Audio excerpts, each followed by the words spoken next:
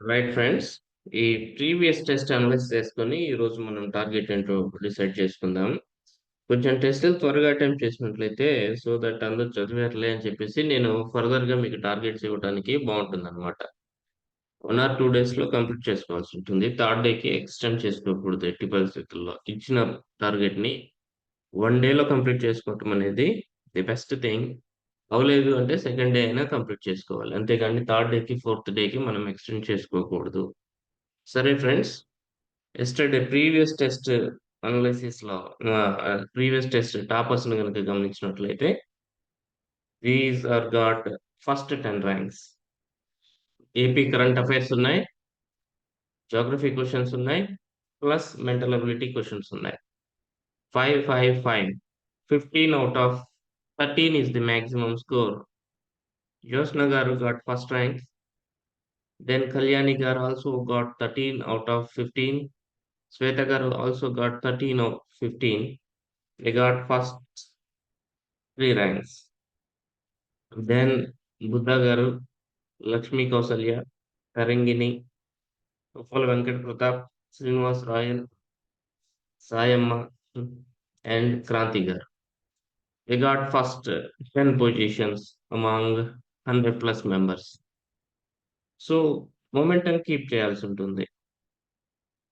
ఈ mental ability కొంచెం difficult అని ఎవరైతే ఫీల్ అవుతారో వాళ్ళు అట్‌లీస్ట్ రీజనింగ్ మీదైనా కాన్సంట్రేట్ చేయాలి.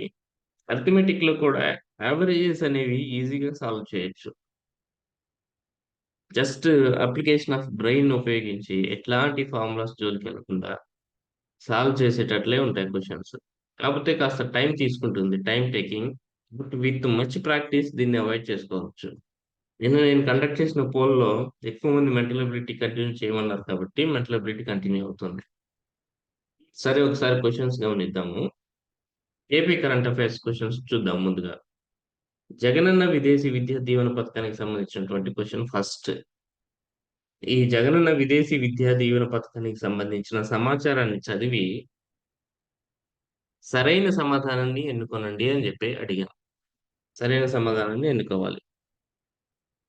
ఈ పథకం కింద ఎంపికైన విద్యార్థులందరికీ 100% ట్యూషన్ ఫీజు అందించబడుతుంది అన్నాము.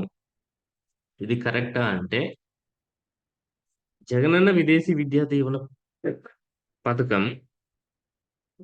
క్యూఎస్ వరల్డ్ యూనివర్సిటీ ర్యాంకింగ్స్‌లో టాప్ 200 యూనివర్సిటీస్‌లో అడ్మిషన్స్ పొందిన విద్యార్థులకు మాత్రమే వర్తిస్తుంది. First point.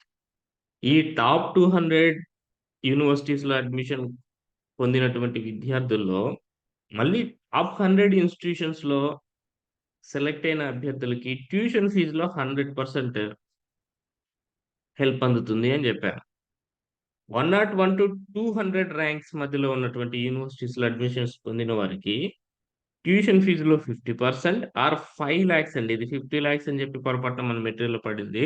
You please correct it. 5,00,000 ఏది తక్కువైతే ఆ ఆర్థిక సహాయానికి అర్హులు. 101 నుంచి 200 ర్యాంక్ మధ్యలో ఉన్న యూనివర్సిటీస్‌లో సెలెక్ట్ లేదా అడ్మిషన్ అయినట్లయితే. మొత్తం మీద అందరికి 100% ట్యూషన్ ఫీజ్ ఇస్తారనేది తప్పవుతుంది.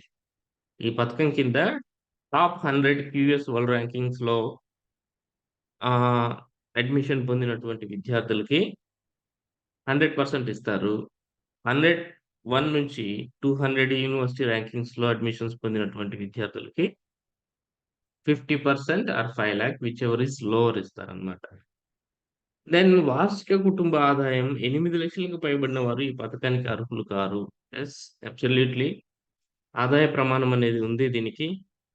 కుటుంబ ఆదాయం సంవత్సరానికి 8,00,000 మించకూడదు. మించినట్లయితే జగనన్న విదేశీ విద్యా దీవెన పథకానికి అనర్హులవుతారు. విదేశాల్లో పీజీ, పీహెచ్‌డీ మరియు ఎంబీబీఎస్‌లను అభ్యసించే వారికి మాత్రమే ఈ పథకం కింద ఆర్థిక సహాయం అందించబడుతుంది అన్నాము. This is also right. ఇది కేవలం పీజీ, పీహెచ్‌డీ మరియు ఎంబీబీఎస్ కోర్సులకు మాత్రమే వర్తిస్తుంది జగనన్న విదేశీ విద్యా దీవెన. ఎంబీబీఎస్ తప్ప మిగిలిన అండర్ గ్రాడ్యుయేట్ కోర్సులకు వర్తించదు అని గుర్తుపెట్టుకోవాలి.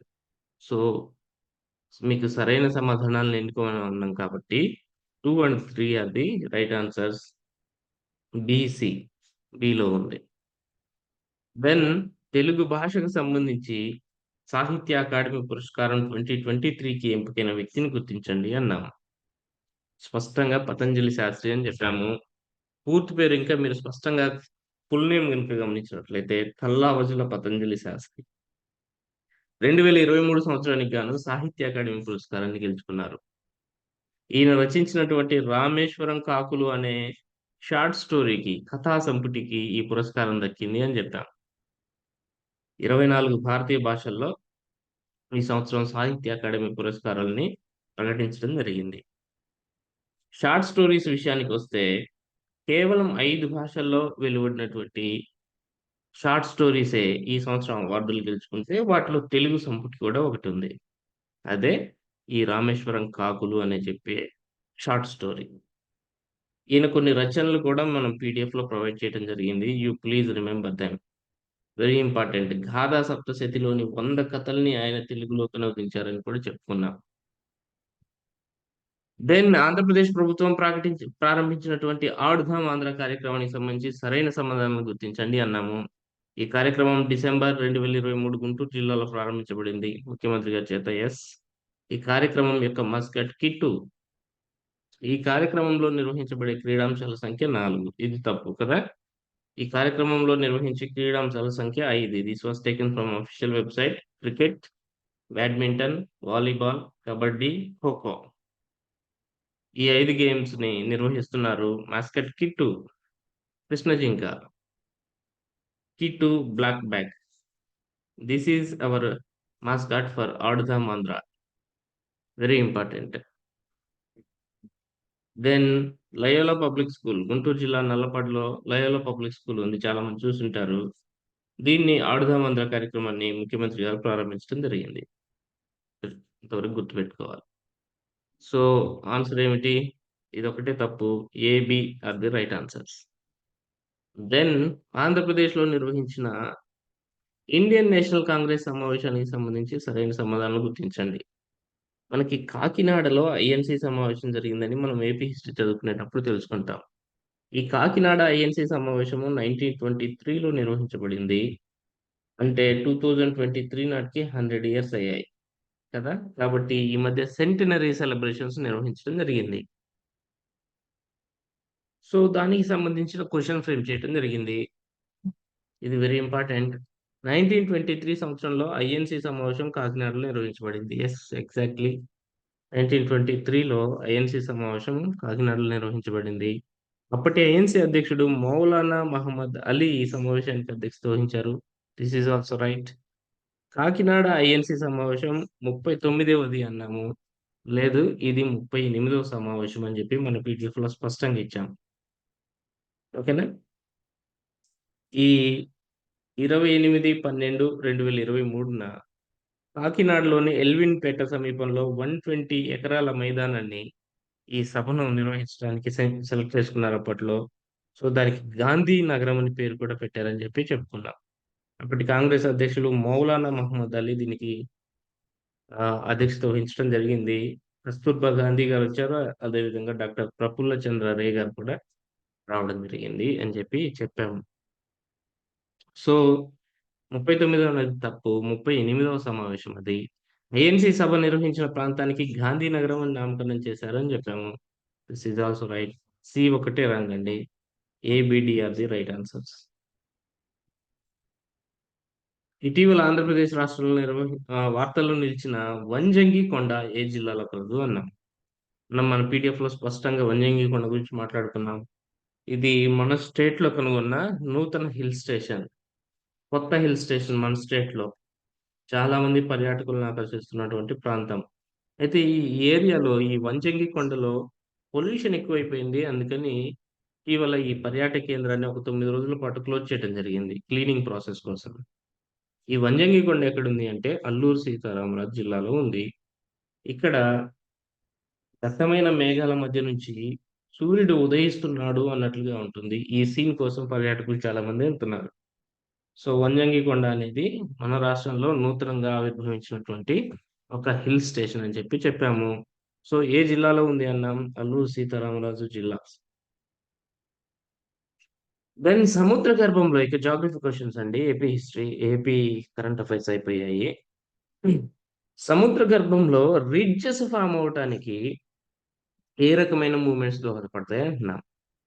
మనం స్పష్టంగా చెప్పుకున్నాం. ప్లేట్ టెక్టోనిక్ థియరీ గురించి చెప్పుకుంటూ, సముద్ర గర్భంలో రిడ్జెస్ ఫార్మ్ అవ్వటానికి రీజన్ ఏమిటి అంటే, డైవర్జెంట్ మూవ్‌మెంట్ అని చెప్పాం. డైవర్జెంట్ మూవ్‌మెంట్ అంటే, ప్లేట్స్ ఒకదానికొకటి దూరంగా లేదా ఆపోజిట్ దశలో కదలటం. దీని మూలంగా ఏమవుతుంది అంటే, మాగ్మా అనేది ఈ 2 ప్లేట్స్ మధ్యలోకొచ్చేసి గట్టిపడి రిడ్జెస్‌ను ఫార్మ్ చేస్తుంది అని చెప్పాం. సో, రిడ్జెస్ ఫార్మ్ అవ్వటానికి divergent movement is the reason. Very important. Divergent movement. Ridges are formed in the ocean floor by which of the following process అంటే divergent movement of plates. Simple. If you know the thing. Otherwise difficult. తర్వాత భూపలకలు ఒకదానికొకటి దగ్గరగా జరగటం వలన ఏర్పడని దృగ్విషయాన్ని గుర్తించండి. Does not Askar. సముద్ర పలకలు ఒకదానికొకటి దగ్గరగా రావటము అంటే కన్వర్జెంట్ మూవ్‌మెంట్ వలన ఏర్పడిన దృగ్విషయాలు ఏమిటి అని అడుగుతున్నాము. స్పష్టంగా మీకు పీడిఎఫ్‌లో ఇచ్చాము. ఒకదానికొకటి పలకలు దగ్గరగా జరగటం మూలంగా, ఒక పలక కిందకు మరొక పలక దూరిపోయి 3 రకాల ప్రక్రియలు జరుగుతాయని చెప్పి పీడిఎఫ్‌లో ఇచ్చాం. ఒకటి ముడత పర్వతాలు ఏర్పడతాయని చెప్పాం. రెండోది అగ్నిపర్వతాలు ఏర్పడతాయని చెప్పాం. మూడోది ట్రెంచెస్ అగాధాలు అంటాం. ట్రెంచెస్ ఏర్పడతాయని చెప్పాం. కానీ ఇక్కడ sea floor spreading or expansion అనేది ఏదైతే ఉందో, ఇది డైవర్జెంట్ మూవ్‌మెంట్ వలన ఏర్పడేటటువంటి ఒక ఫినామినన్. అంతేకాని కన్వర్జెంట్ మూవ్‌మెంట్ లేదా ఒకదానికొకటి దగ్గరగా జరగటం మూలంగా పలకలు ఏర్పడేటటువంటి దృగ్విషయం కాదు. This is wrong. So, does not అక్కర్ అన్నాం కాబట్టి ఇది ఐడెంటిఫై చేయాలి. మిగిలిన 3 ఫార్మ్ అవుతాయి. అగాధాలు ట్రెంచెస్ ఏర్పడతాయి. వోల్కానిక్ గ్రూప్స్ ఏర్పడతాయి. వోల్కానిక్ మౌంటైన్స్ ఏర్పడతాయి. దెన్ ఈ క్రింది ఏ మహాసముద్ర ప్రాంతంలో అత్యంత లోతైన అగాధం కలదు? డీపెస్ట్ ట్రెంచ్ ఎక్కడుంది అంటున్నాం. సో, కన్వర్జెంట్ మూవ్‌మెంట్ వలన ఏర్పడే ఒకానొక ఫీచర్ ఏమిటి అంటే ట్రెంచ్ అండి. ట్రెంచ్ అగాధాలు ఏర్పడతాయి కన్వర్జెంట్ మూవ్‌మెంట్ వలన. డీపెస్ట్ అగాధం ఏమిటి అంటే మెరియానా ట్రెంచ్. ఎక్కడుంది అంటే వెస్టర్న్ పసిఫిక్ ఓషియన్‌లో ఉంది. Very, very important. Western Pacific ocean. పశ్చిమ పసిఫిక్ మహాసముద్రంలో ఉంది అని చెప్పాం. పీడీఎఫ్‌లో కూడా ఇవ్వటం జరిగింది. సో, అది గుర్తుపెట్టుకోవాలి. దెన్ ఈ క్రింది అంశాలను చదవండి అన్నాము. మహాసముద్రంలో ఏర్పడిన అగాధానికి కింద ఉన్న ప్రాంతాన్ని బెనీ ఆఫ్ మండలం అంటారు అని చెప్పాం. Yes absolutely. అగాధానికి కింద ఉన్న ప్రాంతాన్ని బెనీ ఆఫ్ మండలం అంటాం. So, this statement is absolutely right. Then ఖండపలక, సముద్ర పలక. ఒకదానికొకటి చొచ్చుకొని పోవటం మూలంగా ఉద్భవించిన మాగ్మా వలన అగ్నిపర్వతాలు ఏర్పడతాయి అన్నాము. యెస్ ఖండపలక ఓషియానిక్ ప్లేట్ అండ్ సముద్ర ఇది ఖండపలక అండ్ సముద్ర పలక. Oceanic plate and continental plate ఒకదానికొకటి దగ్గరగా వచ్చి అంటే కన్వర్జెంట్ మూవ్‌మెంట్ వలన ఓషియన్ ప్లేట్ లైటర్‌గా ఉంటుంది కాబట్టి ఇది కాంటినెంటల్ ప్లేట్ కిందకెళ్ళిపోతుంది ఇలా. వెళ్ళిపోయి అక్కడ ఉన్నటువంటి టెంపరేచర్‌ని తట్టుకోలేక మాగ్మాగా ఫార్మ్ అయ్యి, ఆ మాగ్మా అనేది తిరిగి ఈ కాంటినెంటల్ ప్లేట్ మీద వోల్కాన్ రూపంలో, అగ్నిపర్వత రూపంలో బయటకొచ్చేసిందనమాట. లావా రూపంలో. So that this statement is absolutely right. ఖండ పలక మరియు సముద్ర పలక ఒకదానికొకటి దగ్గరికొచ్చేసిన తర్వాత, సముద్ర పలక లైట్‌గా ఉంటుంది కాబట్టి అది ఖండ పలక కిందకెళ్ళిపోతుంది. సో థట్ ఆ ఖండ పలక యొక్క భాగం అంతా కూడా కరిగిపోయి మాగ్మా ఫార్మ్ అవుతుంది. మాగ్మా ఫార్మ్ అయ్యి, అక్కడ ఉన్నటువంటి ప్రెషర్‌ని తట్టుకోలేక ఆ మాగ్మా తిరిగి కండపలక మీదకి వోల్కనో రూపంలో బయటకొచ్చేస్తుంది. మాగ్మా రూపంలో బయటకొచ్చేస్తుందనమాట. 2 సముద్ర పలకలు ఒకదానికొకటి దూరంగా జరగటం వలన ఆఘాతాలు ఏర్పడతాయని చెప్పాను. Trenches are formed when 2 oceanic planes move away from each other అన్నాము. ట్రెంచెస్ ఫార్మ్ అవ్వాలి అంటే ఇప్పుడే చెప్పాం. Oceanic plate and continental plate ఒకదానికొకటి దగ్గరికి రావాలని చెప్పాం. So, this statement is absolutely wrong అన్నమాట. సో ఏమంటున్నాం? ఐడెంటిఫై కరెక్ట్ వన్స్ అంటున్నాం. ఏవి are the correct once.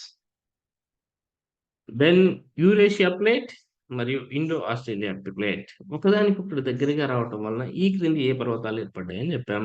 Hour Himalayas. ఇక్కడ ఇదంతా యూరేషియా ప్లేట్ అండి. ఇదంతా యూరేషియా ప్లేట్. గ్రే కలర్ లో ఉంది. India plate and Australia, Indo Australia plate అంటాం దీన్ని. ఈ రెండు ప్లేట్లు దగ్గరికి రావటం మూలంగా మన హిమాలయాలు ఏర్పడ్డాయి. ముడత పర్వతాలు ఏర్పడే ప్రాసెస్‌ని కూడా ఎక్స్‌ప్లెయిన్ చేయడం జరిగింది. So, answer is very simple.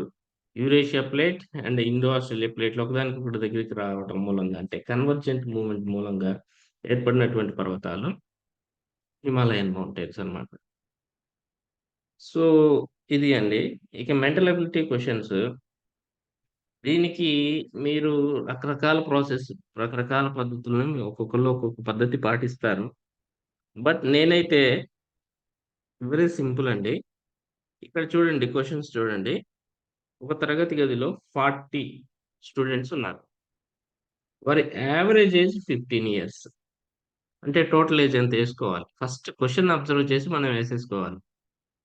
Number of students ఎంత? 40. వాళ్ళ యావరేజ్ ఏజ్ ఎంత? 15. టోటల్ ఏజ్ ఎంత ఏసుకోవాలి. 40 ఇంటూ 15 అంటే మనందరికీ తెలుసు 600. ఇప్పుడేమైంది? 10 మంది విద్యార్థులు, కొత్త విద్యార్థులు ప్రవేశించారు. So that average age 0.2 years increase అయింది. 0.2 ఇయర్స్ ఇంక్రీజ్ అయింది. అంటే 15 ఉన్నది కాస్త ఏమవుతుంది? 15.2 అవుతుంది. అంతేనా?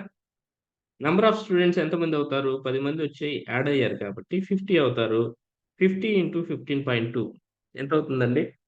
50 ఇంటూ 15.2 ఐ థింక్ 760. 760. ఈ రెండిటికి మధ్య ఉన్న డిఫరెన్స్ చూడండి.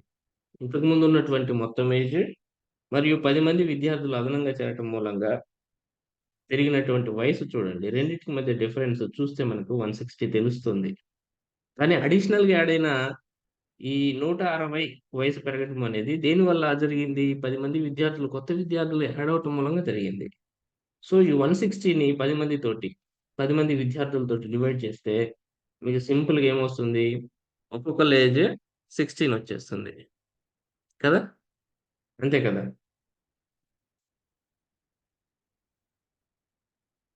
Simple. Answer 16 years. Very simple అండి. అట్లా చూసుకుంటూ వెళ్ళిపోవడమే. ఇది మీరు ఎక్స్ అనుకోవటం, వై అనుకోవటం. నేనైతే ఇలాగే చేస్తాను. నాకు ఎక్స్‌లు, వైలు రావు. దెన్ ఇది చూద్దాం. ఇది చూద్దాం. 19 మంది విద్యార్థుల సగటు బరువెంత? 15 ఇయర్స్. సో, టోటల్ వెయిట్ చూసుకోవాలి. 19 ఇంటూ 15 ఎంతవుతుంది? 19 ఇంటూ 15 285. మీకు ఈ మల్టిప్లికేషన్స్ వస్తే అయిపోతుంది. పెద్ద విషయం ఏం కాదు. టోటల్ ఎంత? 19 మంది విద్యార్థులు. యావరేజ్ వయసు ఎంత? 15 ఇయర్స్. టోటల్ వెయిట్ ఎంత అప్పుడు? 285. ఇప్పుడేమంటున్నాడు చూడండి. ఒక విద్యార్థి ప్రవేశం ద్వారా బరువేమైంది? 14.8 కిలోలకు తగ్గింది అంట. యాడ్ అయిన వాడు ఒకడు. బరువు తగ్గిందంట. సరే ఏదైనా గాని యాడ్ అయిన వాడు ఒకడు కాబట్టి 20 అనుకోవాలి ఇప్పుడు స్టూడెంట్స్. యావరేజ్ ఏజ్ ఏమైంది? 14.8 అయింది. అప్పుడు టోటల్ ఎంత? అంటే టోటల్ 20 ఇంటూ 14.8 296 అవుతుంది. 296 అవుతుంది. రెండిటికి డిఫరెన్స్ చూడండి. రెండిటికి డిఫరెన్స్ చూడండి 11 సంవత్సరాలు. అంటే కొత్తగా యాడ్ అయినోడు ఒక్కడు కాబట్టి వాడి వయసు 11. అంతే కదా! వాడి యాడ్ అవ్వటం మూలంగానే ఈ ఏజ్ పెరిగింది కదా! సారీ, ఈ ఏజ్ తగ్గింది కదా! రెండిటి మధ్య డిఫరెన్స్ 11 ఇయర్స్ అవుతుంది. ఆ 11 ఇయర్స్ ఎవరిది అంటే ఆ ఒక్కడిదే యాడ్ అయినోడిదే. Very simple. 11 ఇయర్స్ అనేది సారీ 11 కేజీ అనేది ఆన్సర్‌లో ఉంది మీకు. దెన్ ఇది చూడండి. ఇది ఇట్లాంటివి ఎట్లా చేయాలి అంటే, నేనైతే ఏం చేస్తానంటే, ఒకప్పుడు నా ప్రాసెస్ ఎట్లా ఉండేదంటే, నేను ఆప్షన్స్ చెక్ చేసుకుంటాను. దీనికి ఎక్స్ అనుకోవటం, వై అనుకోవటం. ఇందాకటి మెథడ్ దీనికి వర్కౌట్ అవ్వదు. దీనికి నేను ఆప్షన్స్ చెక్ చేసుకుంటాను. కొంచెం టైమ్ టేకింగ్ పడుతుందిది. 1.5 మినిట్ దాకా వెళ్తుంది. 1 మినిట్‌లో కాదు, 1.5 మినిట్ దాకా వెళ్తుంది. ఇది చూసాను నేను. చూడండి, ఒక బ్యాట్స్‌మన్ ఏం చేశాడంట 19థ్ ఇన్నింగ్స్‌లో, 19వ ఇన్నింగ్స్‌లో ఏం చేశాడట 98 స్కోర్ చేశాడట. సో దట్ అతని యావరేజ్ ఏమైంది 4 పెరిగింది. 19వ ఇన్నింగ్స్ తర్వాత అతని సగటు ఎంత అంటున్నారు. 19థ్ ఇన్నింగ్స్ తర్వాత అతని సగటు ఎంత అంటున్నారు. దీనికి నా బెస్ట్ మెథడ్ ఏంటంటే ఆప్షన్ చెక్ చేసుకోండి. 19వ ఇన్నింగ్స్ తర్వాత అతడి సగటు సపోజ్ ఏమనుకుంటారు? హ్మ్. ఇట్లా తీసుకుంటారు దీన్ని. 26 తీసుకోండి. 26 తీసేసుకోండి. ఇంకా ఆన్సర్ కూడా 26 అనుకోండి. ఈ 26ని ఫస్ట్ 22తో చేయాలి. రాదు, మీకు పాయింట్స్‌లో వస్తుంది. కుదరదు. 26 తీసుకుందాం. తీసుకుందాం. ఈ ఆన్సర్ డైరెక్ట్‌గా 26 అని అనుకుందాం. ఇప్పుడేమంటున్నాడు వాడు? 19 ఇన్నింగ్స్ తర్వాత అతని ఇన్నింగ్స్ ఏంటి? 19థ్ ఇన్నింగ్స్ తర్వాత 26/19. 19 ఇన్నింగ్స్‌లు ఆడాడండి. 19థ్ ఇన్నింగ్స్‌లో 98 చేశాడులెండి. 26 ఇంటూ యావరేజ్ మనం 19 ఇన్నింగ్స్ తర్వాత యావరేజ్ 26 అనుకుందాము. మొత్తం ఇన్నింగ్స్‌లు 19 అవుతాయి. 26/19 అప్పుడు ఏమవుతుంది? 494. నేను ముందే చేసి పెట్టానులెండి. 494 అవుతుంది. ఓకేనా? ఇది 494. మనం ఆప్షన్ చెక్ చేసుకుంటున్నాం. 26/19 494. ఇప్పుడు మనం ఏం చేయాలి? 18థ్ ఇన్నింగ్స్ అప్పుడు ఇప్పుడు ఎంతో కనుక్కోవాలి. 18థ్ ఇన్నింగ్స్‌లో 98 చేశాడు కాబట్టి 19థ్ ఇన్నింగ్స్‌లో మనకి 494 అనేది వచ్చింది. 18థ్ ఇన్నింగ్స్ వరకు అతనిదేదో చూడాలి. జస్ట్ సింపుల్‌గా 98 చేశాడు కాబట్టి 19థ్ ఇన్నింగ్స్‌లో 98ని రిమూవ్ చేసేయాలి. 494 - 98 ఎంతవుతుంది? 396 అవుతుంది. 396 అవుతుంది. ఈ 396ని 18 ఇన్నింగ్స్‌లే కదా! 98 రిమూవ్ చేసాం కాబట్టి 19థ్ ఇన్నింగ్స్ రిమూవ్ చేసాం కాబట్టి 18 ఇన్నింగ్స్‌లే కాబట్టి యావరేజ్ తీస్తే ఎంతవుతుంది అంటే 22 అవుతుంది. 22. ఈ 22కి మనం అనుకున్నటువంటి స్టార్టింగ్ 26కి మధ్యలో 4 వ్యత్యాసం ఉంది కదా! ఆ 4 సగటు పెరిగింది అన్నాడు వాడు. That is the simple issue. సింపుల్‌గా ఏం చేసామిక్కడ 19 ఇన్నింగ్స్ తర్వాత అతను సగటు అడుగుతున్నాడు కాబట్టి నేను నేరుగా ఆప్షన్ చెక్ చేసుకుంటున్నాను. 26ని తీసుకున్నాను. 26/19 ఇన్నింగ్స్‌లేసాను. 494 వచ్చింది. ఓకే. Very good. ఈ 494లో 19థ్ ఇన్నింగ్స్‌లో చేసినటువంటి స్కోర్‌ని రిమూవ్ చేసేసా. 494 - 98 ఏమైంది అంటే 396 అయింది. ఈ 396 18 ఇన్నింగ్స్‌ల మొత్తం కదా! ఇప్పుడు నేనేం చేశా 18తో డివైడ్ చేశా. అప్పుడు యావరేజ్ వస్తుంది. యావరేజ్ ఎంతొచ్చింది అంటే 22 వచ్చింది. ఓకే. 19థ్ ఇన్నింగ్స్ తర్వాత ఎంతుంది? 494 ఉంది. యావరేజ్ 26 ఉంది కదా! 26 అనుకున్నాం కాబట్టి. సో, 22 - 26, 26 - 22 4. యావరేజ్ 4 పెరిగింది. So, that is the issue. Option check చేసుకోవాలి సింపుల్‌గా. కాకపోతే అన్ని ఆప్షన్ చెక్ చేసుకోవాలి కాబట్టి కొంచెం టైం పడుతుంది. మల్టిప్లికేషన్ స్పీడ్ ఉంటే మీకు త్వరగా అయిపోతుంది. ఇది కూడా గమ్మత్తే చూడండి. దీనికి కూడా ఆప్షన్ చెక్ చేసుకుంటాను నేను. ఎక్స్ అనుకోవటం, వై అనుకోవటం దీనికంటే. అది కూడా వస్తుందిలెండి. మ్యాథమెటిక్స్ స్టూడెంట్స్ చేస్తారు. బట్ ఇక్కడ 1, 2, 3, 4 ఈ 4 ఆప్షన్ చెక్ చేసుకోవాలండి. ఆప్షన్ చెక్ చేసుకుంటే త్వరగా వస్తుంది. బట్ మీకు యావరేజ్ గూడా కొంచెం ఐడియా రావాలి. ఇప్పుడు యావరేజ్ 50 అంటే మరీ మీరు లోయెస్ట్ నంబర్స్, మరీ హైయెస్ట్ నంబర్స్ తీసుకోకూడదు. వాడేమంటున్నాడు 3 సంఖ్యలున్నాయి. 1, 2, 3 అని 3 సంఖ్యలున్నాయి. మొదటిది, మొదటిది రెండవ దానికంటే 2 రెట్లు. ఫస్ట్‌ది ట్వైస్ అంట. రెండవ దానికంటే 2 రెట్లు ఉంటుంది. సపోజ్ అదెట్లా అనుకోవాలి అంటే చూడండి. మొదటిది అంటే మొదటిది 48 అనుకుందాం. రెండవది 24 ఉండాలి. మొదటిది రెండవ దానికంటే 2 రెట్లు అన్నాడు. యెస్. మూడవ దాంట్లో సగం అంట మళ్ళీ ఇది. ఏది మొదటిదే. మూడో దాంట్లో 96లో హాఫ్. 96 హాఫ్. ఇప్పుడు 3 సంఖ్యల సగటు 56. యాక్చువల్‌గా దీని సగటు కూడా అంతే. బై 3 ఏస్తే 56 వస్తుంది. 56 వస్తుంది. అయితే మొదటి మరియు మూడో సంఖ్యల మధ్య వ్యత్యాసం అంటున్నాడు. మొదటి మరియు మూడో సంఖ్యల మధ్య. ఈ మొదటి సంఖ్య మూడో సంఖ్య మధ్య డిఫరెన్స్ ఎంత అంటే ఎగ్జాక్ట్లీ 48 వస్తుంది. ఇన్ఫాక్ట్ ఈ నంబర్ తీసుకొని మీరు చెక్ చేస్తే స్టార్ట్ అవుతుంది. ఆప్షన్ చెకింగ్ లో భాగంగా దీన్ని తీసుకోవాలా. మొదటి మరియు మూడో సంఖ్యల మధ్య వ్యత్యాసం 48 అనుకోవాలి. మూడో సంఖ్య కంటే ఇది ఎంత, మొదటి సంఖ్య అనేది మూడో సంఖ్యలో సగం అన్నాడు అంటే ఖచ్చితంగా మూడో సంఖ్య 96 అవుతుంది. ఇప్పుడు రెండవ సంఖ్య మొదటి సంఖ్య రెండవ సంఖ్య కంటే డబుల్ అన్నాడు కాబట్టి ఇది 24 అవుతుంది.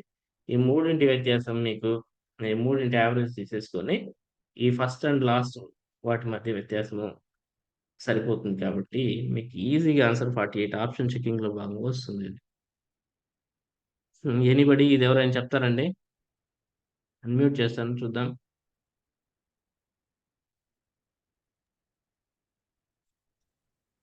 మీరు చెప్పండి చూద్దాం.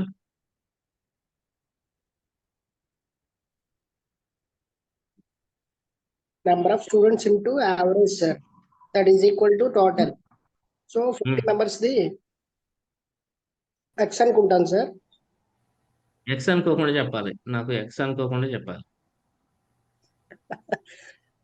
అలా అయితేనే వస్తుంది సార్. ఎక్స్ అంటే పడదండి నాకు. నేను నాన్ మ్యాథ్స్ స్టూడెంట్, నాకు ఎక్స్ అనుకోవడం పడదు. అప్పుడు ఏం చేయాలి? నేనైతే నేనైతే ఏం చేస్తా అంటే కొంచెం ఆలోచించాలి. ఇది ఒక హాస్టల్లో 50 మెంబర్స్ ఉన్నారు. 50 మెంబర్స్ కి 10 మంది పెంచిన తర్వాత 100 పెరుగుతుంది అన్నారు కదా సార్. అవును.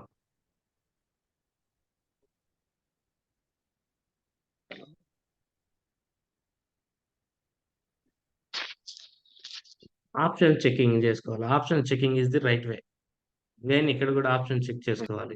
పోయిందండి ఇది, విజిబిలిటీ పోయిందా?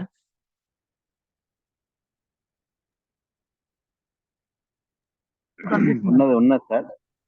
టెస్ట్ అనాలిసిస్ కాడికి వచ్చింది.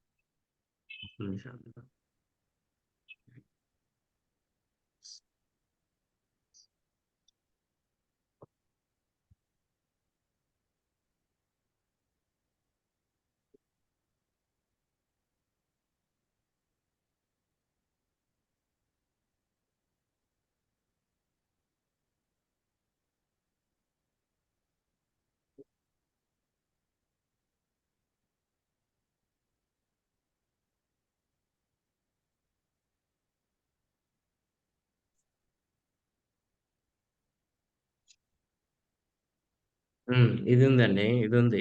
టోటల్ ఎంత? ఆప్షన్ చెక్ చేసుకోవాలి మనం. రోజుకు లాస్ట్ లో క్వశ్చన్ ఏంటి? రోజుకు ఆహారంపై ప్రారంభ వ్యయం ఎంత అనుకుంటున్నాడు కదా. పర్ డే ఆహారంపై ప్రారంభ వ్యయం ఎంత అంటున్నాడు. ఆప్షన్ చెక్ చేద్దాం. ప్రారంభ వ్యయము సపోజ్ 800 అనుకుందాం. అన్ని చెక్ చేయాల్సి వస్తుంది కానీ మీకు అది తెలిసిపోతుంది, పాయింట్స్ లో వస్తుంటది. సో దిస్ ఈస్ రాంగ్ అని మీరు వెంటనే ఇమీడియట్ గా పక్కదానికి వెళ్ళిపోవాలి. మీకు అబ్సల్యూట్ నంబర్స్ లోనే ఉంటుంది ఆన్సర్ ఎక్కువగా. అయితే 600 గానీ 800 గానీ ఉంటుంది అని చూసుకోవాలి. ఈ పాయింట్స్ లో వచ్చేదాన్ని ఎప్పుడు ఇవ్వరు. సరే, రోజుకు ఆహారంపై ప్రారంభ వ్యయం 800 అనుకుందాం. స్టార్టింగ్ లో ఉన్న స్టూడెంట్స్ ఎంత? 50 మెంబర్స్. 50 కదా. 800 డివైడెడ్ బై 50 అంటే ఎంత అండి? యావరేజ్ ఎంత వస్తుంది? 5 ఒకట్లు 5 ఆర్లు 16 రూపీస్. అంటే స్టార్టింగ్ 16 రూపీస్ ఉంది. ఇప్పుడు విద్యార్థుల సంఖ్య ఏమైంది? 10 పెరిగింది, 10 మంది పెరిగారు. ఇప్పుడు 100 ఖర్చు ఎంత అయింది? 100 పెరిగింది. 100 పెరిగింది. ఖర్చు ఎంత అయింది? 100 పెరిగింది. అంటే 900 అయింది. ఎంతమంది విద్యార్థులు పెరిగారు? 60 మెంబర్స్ అయ్యారు కదా. 10 మంది పెరిగారంటే 60 అయ్యారు. ఇప్పుడు మీరు చూడండి, 6 ఒకట్లు 6 ఐదులు 15. రెండింటికి మధ్య వ్యత్యాసం ఏమైంది? తగ్గింది కదా, 1 రూపాయి తగ్గింది కదా. వాడు చెప్పిన వ్యయం కూడా తగ్గిపోయింది కదా. తగ్గిపోయింది కదండి. That is the issue. ఇక్కడ ఆప్షన్ చెకింగ్ అనేవి, నేను ఆప్షన్ చెకింగ్ తోటి 3 ఆన్సర్స్ రాబట్టాను. కాకపోతే సార్ ఈచ్ ఆప్షన్ చెక్ చేసుకోవాలి కదా అంటే, మల్టిప్లికేషన్ స్పీడ్ ఉంటే మీకు ఈచ్ ఆప్షన్ చెక్ చేసుకోవడం పెద్ద కష్టం కాదు. ఏది ఎక్స్ అనుకోవటం ఎక్స్ వై అనుకోవటం రాని వాళ్ళు ఇట్లా ఈజీగా కామన్ సెన్స్ వాడి కూడా చేయొచ్చు. దట్ ఈస్ ఇష్యూ అండి. సరే ఈ రోజు టార్గెట్ ఒకసారి గుర్తుపెట్టుకోండి. ఈ రోజు మీకు కరెంట్ అఫైర్స్ పీడిఎఫ్ అప్లోడ్ అవుతుందండి. Current affairs PDF regarding December 2023 PDF PIB news ని బేస్ చేసుకొని బాగా ది బెస్ట్ పీడిఎఫ్ వస్తుంది. ఆ పీడిఎఫ్ ప్లస్ ఈ రోజు మీరు మెంటల్ ఎబిలిటీలో రేషియో అండ్ ప్రపోర్షన్ టార్గెట్ చేయాల్సి ఉంటుంది. రేషియో అండ్ ప్రపోర్షన్ నేను అగైన్ వాట్సాప్ గ్రూప్ లో పోస్ట్ ఇస్తాను. You please target ratio and proportion December 2023 PIB current affairs. మీరు ఓన్ గా చదువుకున్న పిఐబి వెబ్సైట్ నుంచి నాకు నష్టం లేదు. మీకు పిఐబి వెబ్సైట్ నుంచి December 2023 కరెంట్ అఫైర్స్ మీద మీకు ఒక పీడిఎఫ్ ఇస్తాను. ఆ పీడిఎఫ్ మీద క్వశ్చన్స్ ఉంటాయి. So as early as possible complete చేయండి. అట్లీస్ట్ ఒక 90 మెంబర్స్ అటెంప్ట్ చేస్తే అప్పుడు మనం నెక్స్ట్ టార్గెట్కి వెళ్ళాల్సి ఉంటుంది. అట్లని మనం రోజుల తరబడి వెయిట్ చేయము, 1 or 2 days అంతే. So this is from my side అండి. Anything?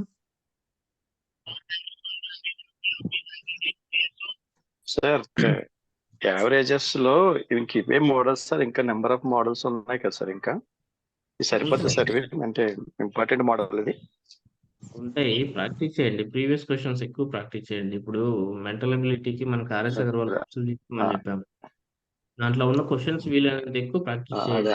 RS Agarwal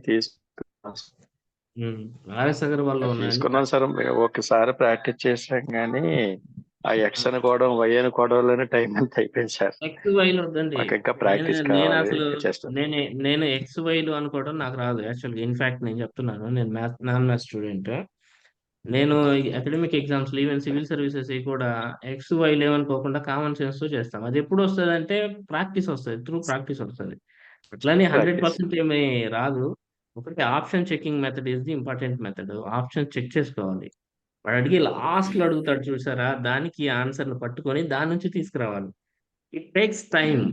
with in 1 minute లో కాదు, 1.5 minutes, ఈవెన్ టేక్స్ 2 minutes.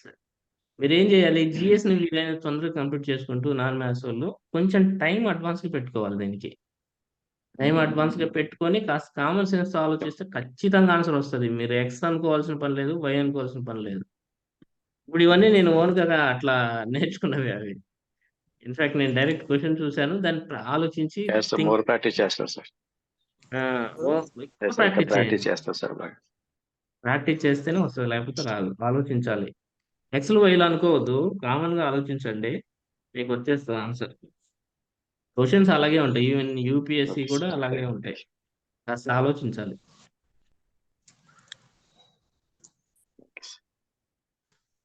ఓకేనా? సరే అండి, కొంచెం కరెంట్ అఫైర్స్ మీద ఎక్కువ స్ట్రెస్ పెట్టి కాస్త అది ఎట్లా అయినా సరే దాన్ని ది బెస్ట్ కంటెంట్ ఇవ్వాలనే ఉద్దేశంతో ఒక నిన్న ఈరోజు ఎక్సర్సైజ్ చేస్తా ఉన్నాము. పీడిఎఫ్ కంటెంట్ కూడా రెడీ అవుతుంది. మీకు అది అయిపోయాక మీకు పీడిఎఫ్ ఇచ్చేస్తాను, complete December current affairs. Current affairs మీద డైనమిక్ అడుగుతున్నారు. ఈ ఈ మధ్య 2 టెస్టులు పెట్టారు లాస్ట్ 1 week లో. దాని మీద క్వశ్చన్స్ చూస్తే మీరు వెరీ డైనమిక్ గా ఉన్నాయి, అంత ఈజీగా లేవు. మీరు చదివే డైలీ మ్యాగజైన్స్ లో నుంచి కవర్ కావట్లేదు అవి. సో దట్ కొంచెం ఎఫర్ట్ పెట్టి మీకు బెస్ట్ కంటెంట్ ఇవ్వాలనే ఉద్దేశంతో దాని మీద ఎక్సర్సైజ్ చేస్తున్నాము. ఆ పీడిఎఫ్ వస్తే వన్స్ పీడిఎఫ్ రెడీ అయిందంటే క్లాసులు చెప్పడం ఇలాంటివి పెద్ద కష్టం కాదు, తొందరగా అయిపోతాయి. సరే అండి, with this I'm closing. Please